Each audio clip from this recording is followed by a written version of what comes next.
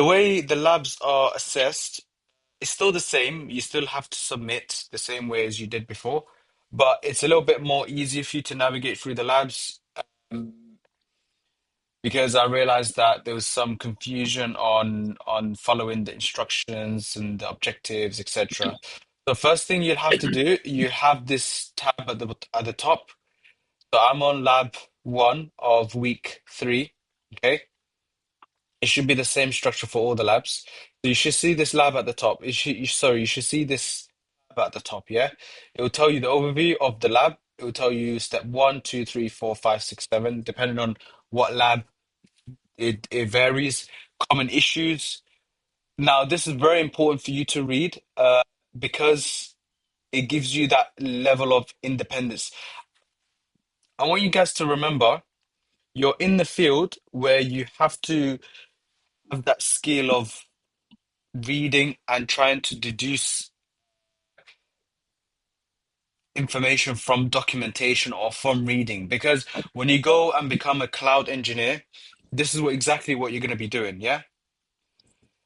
It's much easier. It's hard in the beginning, of course. I can imagine how hard it might be to figure out, things by yourself without much support or help. But it will be a skill that will be very beneficial for you as a cloud or DevOps engineer in the future. Yeah. So first, you'll have this box here, which will show you what you're building or what you're going to be accomplishing for this lab.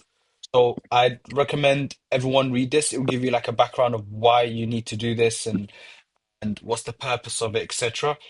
Each lab would have a different, what are you building or what's the purpose of it? So that's the overview.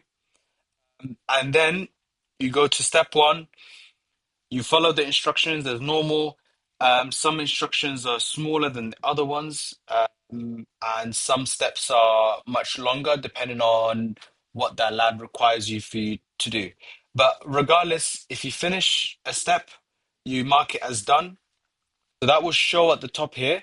So you have an idea of like how much you've done. You can always log off, come back, and see your progress. Yeah.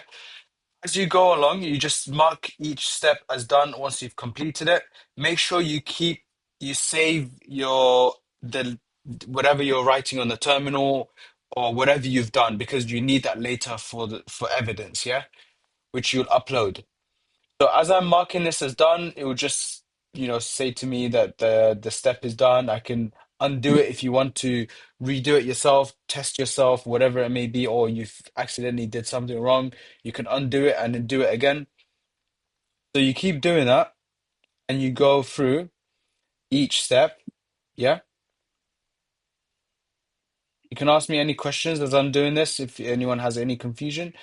Yeah. So you close I that. just You just yeah. wanted to say it's a lot better now. It's a lot easier, and I think what will make it much more easier is that you have, you can see what step you're on. Sometimes it's harder Yeah, to know where you were as you're writing, commands of the terminal, and then you forgot, okay, what did I write the first time? And you have to, yeah, that's true. Yeah, backtrack. So now you can see what you've written. You mark it as done. This is the most important part. Now, you need to try to read what the common mistakes are. This is from what I've seen in all the sort of previous issues that I've seen, and I will keep adding it here. So let's say you had an error. Don't just, go to the browser and type the error and try to see if you can figure out. Check here, check common issues, yeah? And there'll still be like some error codes that you might see. Maybe, it might be it might not be exactly word for word what it might be, but it might be something similar. So, and it will give you the solution. So if you get this error, for example, then the password was typed incorrectly, then retrieve it. You just type this command. That's it. Yeah. If you still get stuck, then that's where, you contact me and you let me know. Then I can sit down. Sometimes it's a little bit hard to see it for yourself when you've just been doing it for a long time. I think I mentioned this in week one. You do need that aspect of having someone else review what you've done just to get a fresh pair of eyes or fresh new perspective. So don't hesitate to contact me, but first check this common issues box. If it's not there, then do contact me. If it is, then try to follow the solution from here. Okay. Um, so once you complete this, you do some cleaning up. Make sure you follow this step as well. When you're submitting, uh, you let's say, let me start this lab. Okay, so you submit the work. You need a few things. You need the written submission as it was like before, but now you also upload screenshots because if you don't need to upload a screenshot if I've seen the work. I want you to remember, yeah?